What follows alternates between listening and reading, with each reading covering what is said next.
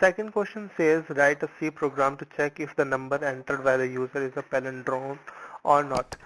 So first of all, you should know what is a palindrome or not. What is a palindrome? So palindrome number is a number which is read the same in either direction or forward or backward. Or you can say the reverse of the number is same as the number itself. Suppose you can take an example as 101. If you are going to read it reverse, so the number is not going to change. Same goes for number like I don't know, maybe 1 2 3 and 2 1. This is also an palindrome because reverse of this is going to be the same. And similarly we have 101 and its reverse is again going to be same. So what we need to do, we need to enter a number from a user, and then we are going to check whether the number is a palindrome or not. So how are we going to do that? So we are going to use the number 10 in this case. So what is the special thing about 10?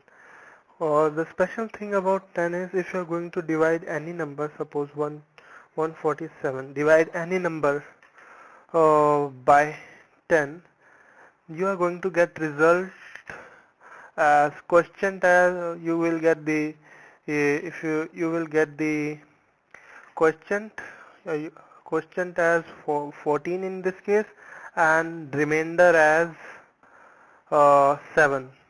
So you can notice here whenever you divide a number by 10, the remainder will be the very last digit of the number which was divided by 10.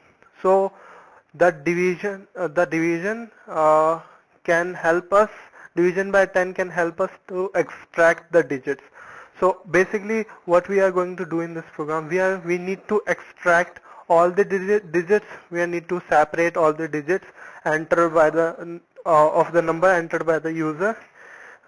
Whatever number is entered by the user, suppose user enters 764, so we need to separate the all the digits 7 separate. We need to separate 7, then 4, then 6, and then 4, and then we need to rearrange it in reverse order, and then we are going to uh, compare the resulting number, which is 467, to the very first number which was entered by the user. And if the numbers are same, then the number is going to be palindrome. When number will be a palindrome, and if not, the number is not a palindrome. So we saw here the division by 10 helps us to extract the very last digit of the number itself in the form of a remainder. And we also notice rest all the digits are going to get saved in the question. So we are just division by 10 is helping us to separate the number. In this case also, the division by 10, what it is doing, it is separating this part from this. It is separate. We are getting this part and this part. If we are going to apply this to again to 14, then these two things are going to get separated. Okay, this as a remainder and this as the question. Again, if you are going to perform this process again with the 1, we will be left with 0 and 1 itself. So in this manner we are able to extract the digits as 1, 4, and 7. Then what we are going to do, each time we separate the number, okay, we are going to multiply it by 10 and then add it. And what do I mean by that? I am just simply saying that what I am going to do, I am going to multiply 7 by 100, and then add 4 multiplied by 10, and then 1 multiplied by, or not multiplied by 10. Okay, so we are going to get 741. Okay, so what I am going to do, the very first step, that would be if the number is 147, I have separated this. Then what I'm going to do, I'm going to take a number and going to save 7 in that, and I'm going to take another number and I'm going to save 14 in that. Okay, then this 14 is going to be utilized for separation for this second time, and then I'm going to multiply 7 by 10, or this number by existing number by 10, and I'm going to add 4 in it. So I will be left with 74.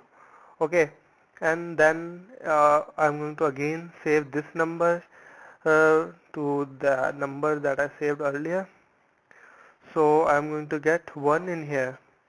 Again with at the third step, where I'm going to multiply 74 into 10. Okay, and plus 1, and that will lead us to 741. I hope you are getting what I'm trying to convey. If not, while writing the program, you will be able to, I guess it will be more clear when I'm going to write the program. So in this case, I'm going to use a while loop.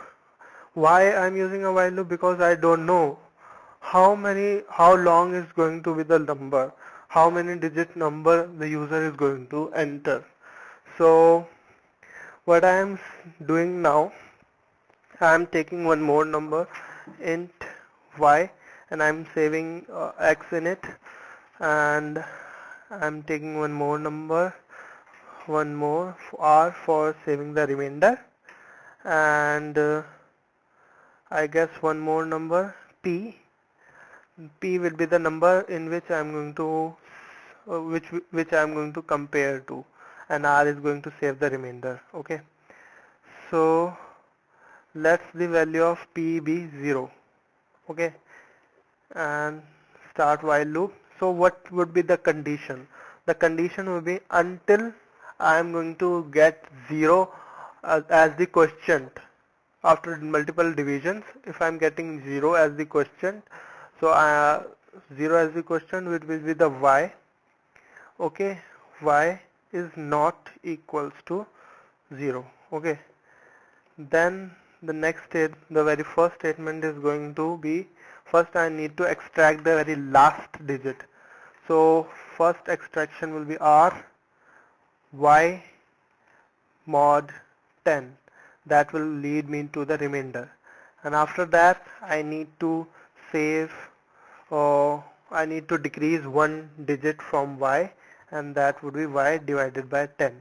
Okay, and now I need to save the value of p in value of r in p itself. So I'm going to do r. Okay, p multiply by 10 plus r.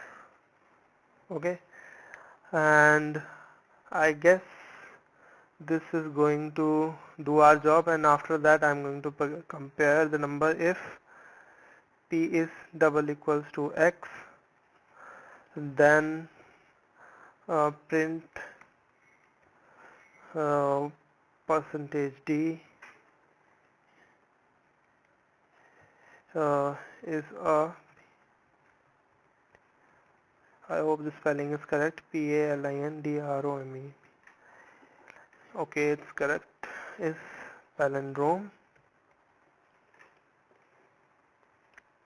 else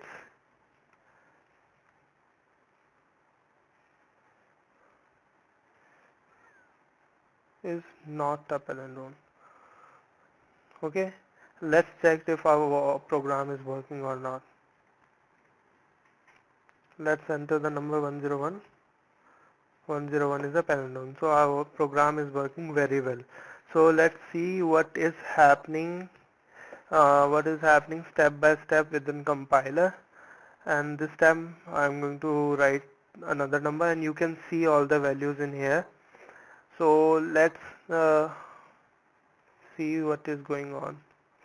Let's check one more number before going for that. Okay, so our program is working very well. So Let's start our program. So very first it has declared the value of x. It is on the printing statement. The printf statement has executed. Now we need to execute for scanf, and we are entering the number to be, oh, let it be 14741 this time, okay? Or it is too long, let it be 120, 130, 131, okay? Enter. And you can see the value of x is 131, y has storing some garbage value right now, r is also storing some garbage value, the value of p is 0. So now what we are having y as 131 and r as some random value and p as 0. P as 0, and it is checking for the condition. Obviously y is not equal to 0, and going through the next step.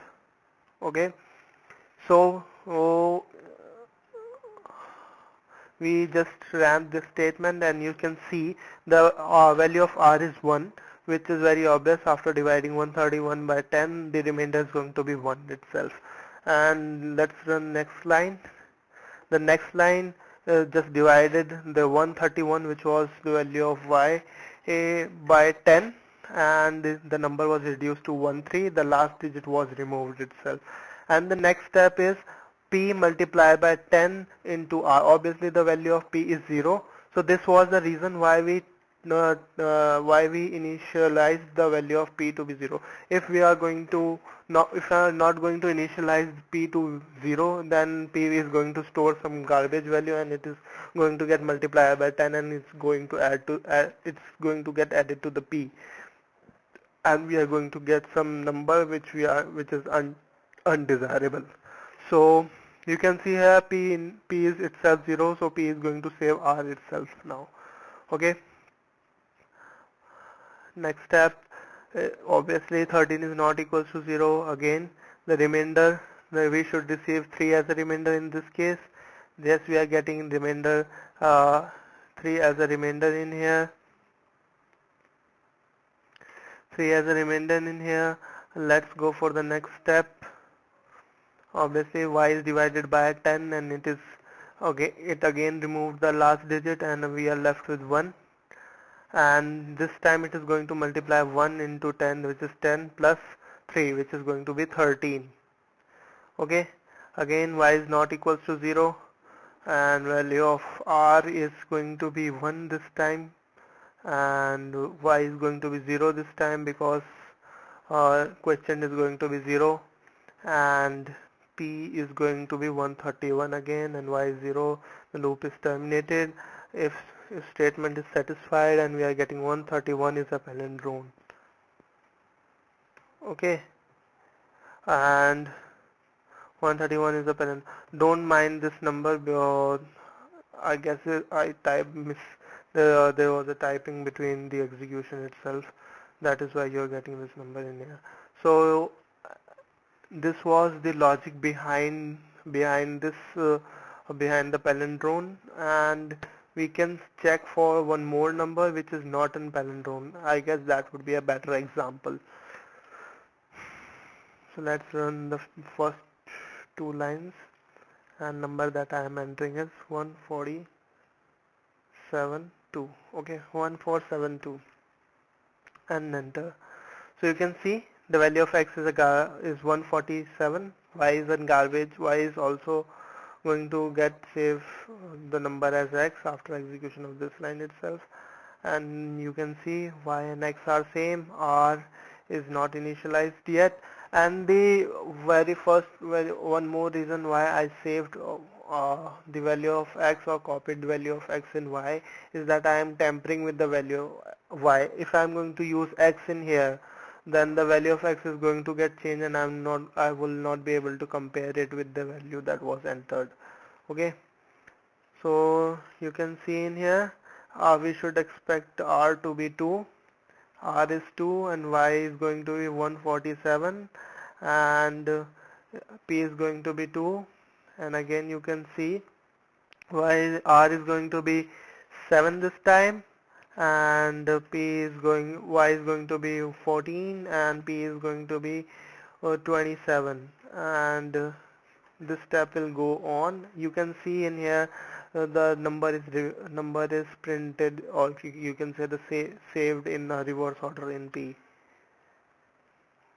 Okay, so this was all about palindrome, and I want you guys to go for go and try out the Armstrong number. An Armstrong number is a number who whose uh, whose cubes of summation of the cubes of all the digits is same as the number, or you can say 1 2 3, and you need to separate 1 to the power of 3. You need to calculate 1 to the power of 3, and 1 to the power of 3, and add you need to add the cubes of all the digits, and if the number is if the addition results in the same number, then the number is said to be Armstrong, and otherwise not. So I guess you can go for the Armstrong number. Now see you in the next lecture.